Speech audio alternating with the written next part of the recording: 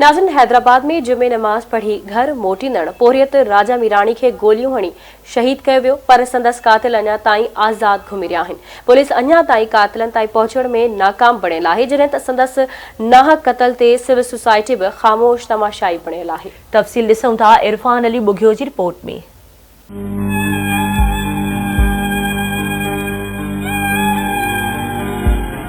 हू गोली लगण बाद फुटपाथ ते तड़पी रहियो हो ऐं माण्हू खेसि इलाज लाइ इस्पताल पहुचाइण बदिरां संदसि दम परवाज़ थियण जो तमाशो ॾिसी रहिया हुआ।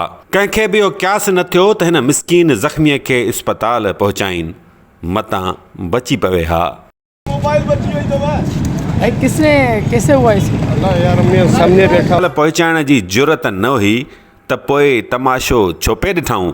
बसि दुनिया शायदि इहो तमाशो ॾिसी रही हुई त ग़रीब सिंधी कीअं निधणका थी मारबा आहिनि, पर खेनि बि इहा पक हुजे त इहा साॻी घड़ी मथनि बि अचणी आहे, ज़रूरु अचणी आहे। ये दुनिया बहुत बिगड़ी हुई है गायतोंडे साहब,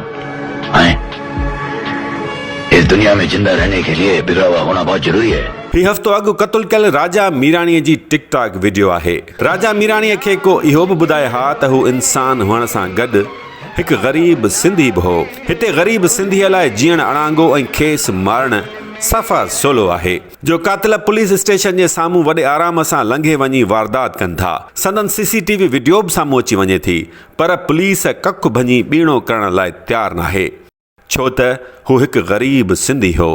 खेसि विच चौक ते ॾींहं ॾिठे जो वॾी बेदर्दीअ सां क़त्लु कयो वियो, पर ग़रीब जो ॿारु हो, पोरियत हो, संदसि मिट माइट का नाले वारी शख़्सियत न हुई।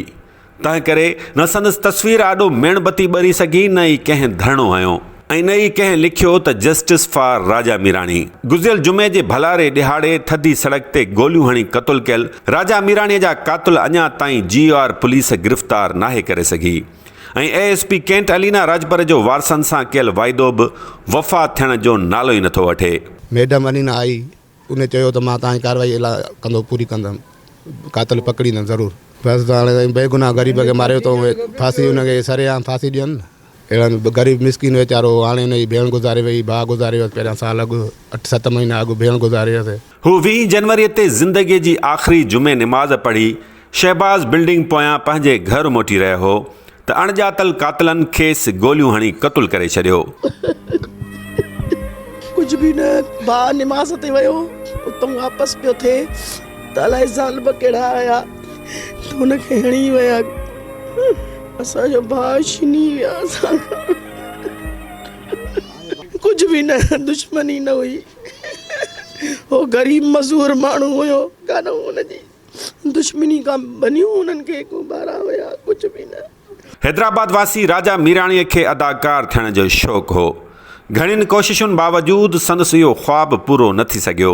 नेठि टिकटॉक स्टार थियण जा जतन बि कयईं, पर ज़माने संदसि मौत जी टिकटॉक ठाहे छॾी ऐं संदसि क़त्ल ते न फेसबुक ते सिंध जे शऊर को ममण मचायो, न व्हाट्सएप ग्रुप्स ते संदसि ताज़ियत जा पैगाम आया ऐं न ई ट्विटर ते को ट्रेंड हलियो। शायदि हू ग़रीब सिंधी हो, उन करे। कैमरामैन यासिर कुरैशी सां गॾु इरफान अली बुघियो, आवाज़ न्यूज़, हैदराबाद।